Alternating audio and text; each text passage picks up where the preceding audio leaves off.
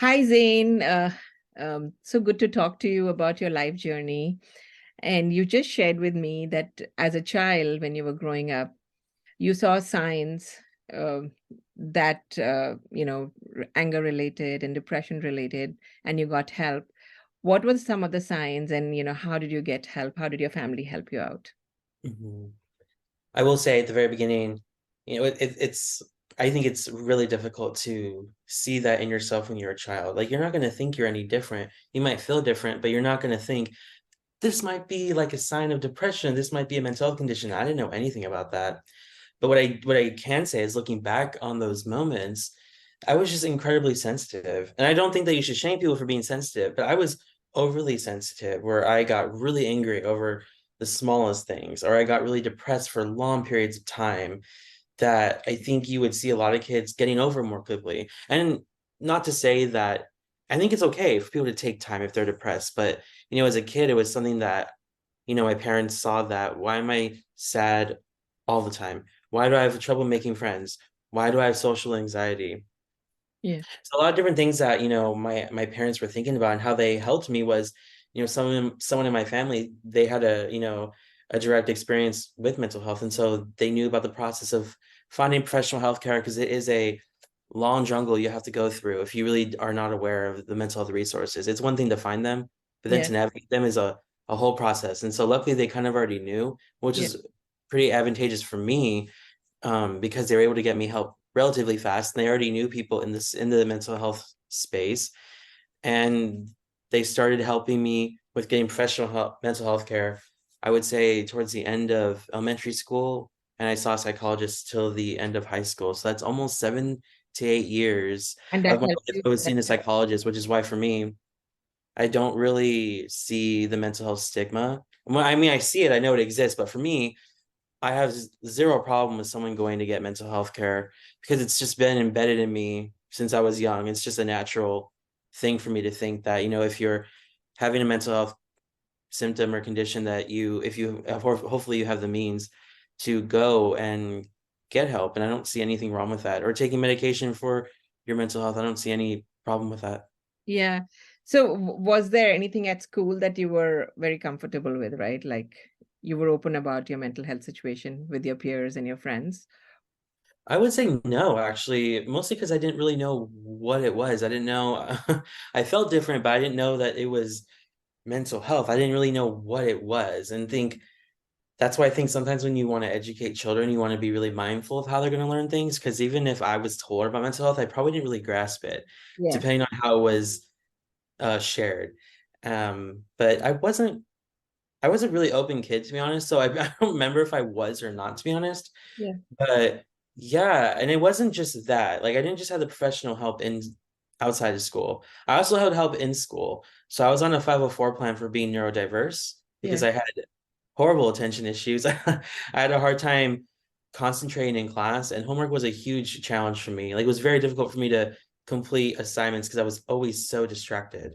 Yeah. And so I had a 504 plan, which is, like an individualized education plan for students K through 12 that needed additional support. Yeah. So with the mental health and the attention issues, I was able to get help with getting less homework, not like a private tutor, but tutoring that helped me throughout the day. And I would attend sessions. So like I think it was every week or every other week, I would see like an on-site counselor, and we would just talk about my emotions, give me methods on how to deal with them, how to write about them. We would also play games and stuff. And I always looked forward to them because it was a time where I could openly talk about my emotions to someone that, was very open and welcoming and really friendly about it. Yeah. That is amazing that the schools are providing these resources. But even like for the schools, what was the trigger that they decided that, you needed help? It was just that you could not concentrate in the class, or you were getting bad grades, or somebody complained, or your parents, like, what was it? I really don't remember what the cause was, but I know for sure that my mom was a huge advocate for me. So Okay. when she saw that I was falling behind in school, or she saw that I was having trouble completing my assignments, and she would constantly help me with work, she knew that she needed to intervene, and she worked for the school system. She actually worked for the elementary school I attended. So Oh, that's very, very helpful. Not everyone has that position. So I was very fortunate that my mom knew the people. She knew the education system. She knew who to talk to. yeah, Not every parent has that level of understanding or that position. So that's why for me, it's yeah, like sometimes the school won't notice. They will just see that your kid is falling behind.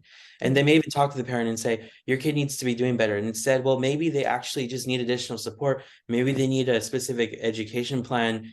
And sometimes teachers are not looking at it that way. They may be looking at this kid's a slacker. This kid needs to become more concentrated. It's like it's not super simple. And if a kid is not concentrated in class, there may be something there that you should be exploring and not kind of shaming them. yeah. Especially since this is a pivotal time in their development as a kid.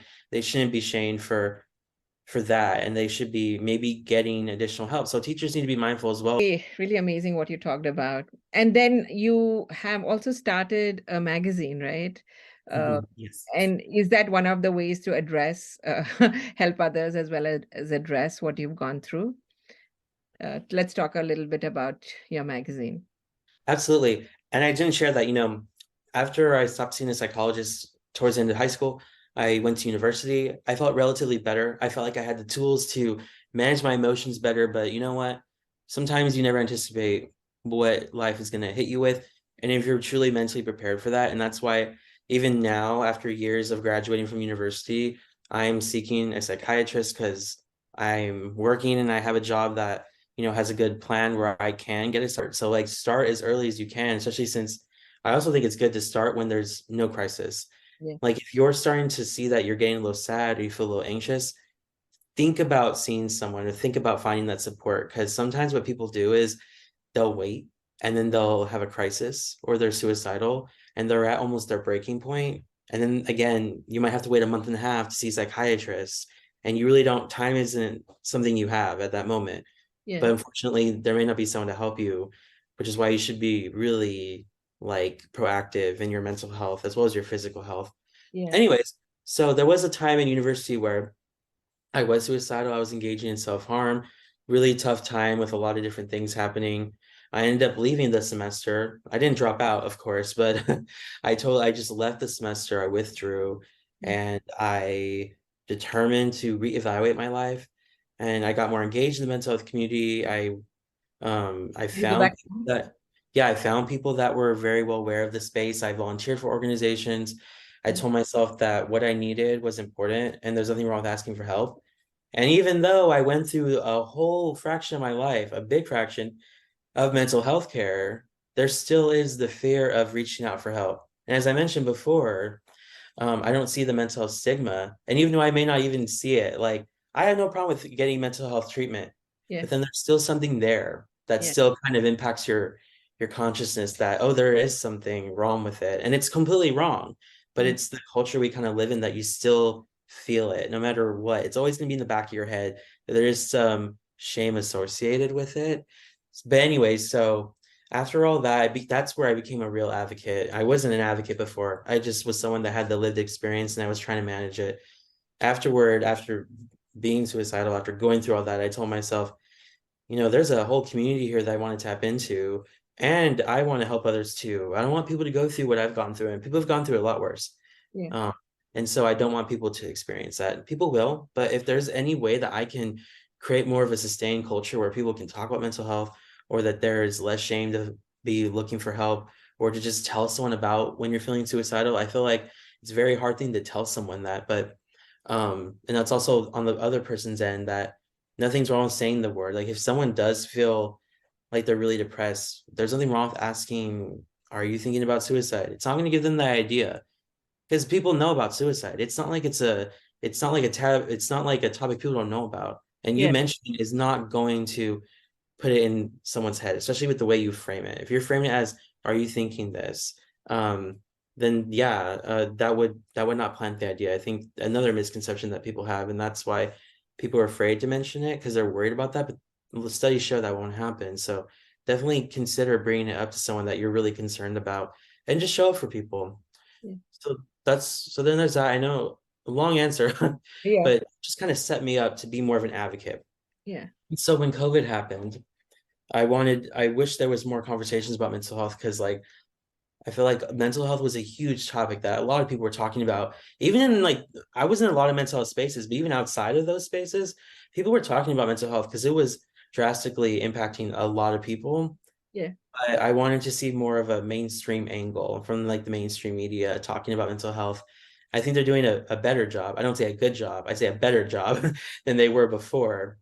And I decided, I was actually taking copy editing, which was a class at my university, and our final project was to start a publication. It was just this class project, but I decided to make it a real thing about positive mental health storytelling. And that's what I did. I started it with my friend Michelle, and we wanted to see just a platform for positive mental health. And there are platforms out there, but one we wanted to see and we wanted to spearhead. Yeah. So yeah, I really applaud you for, taking charge of your own mental health and helping others, right? And like you said, right, the stigma, even though you acknowledged it, but it still exists. Yeah. Yeah. Thank you, Zane, for your time today. Yeah. Well, thank you so much.